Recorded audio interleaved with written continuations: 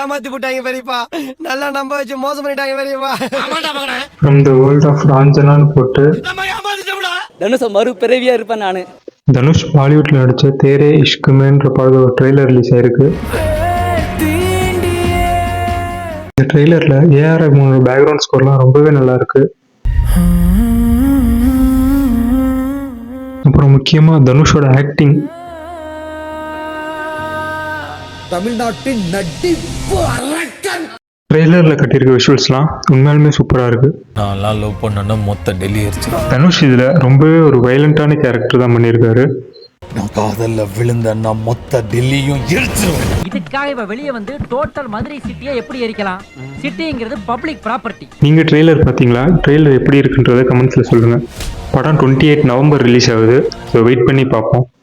என் ஃபேன்ஸை நான் ரொம்ப அழகாக குழப்பி வச்சிருக்கேன். என்கிட்ட இருந்து எப்போ இருந்து என்ன வேணா வரும்.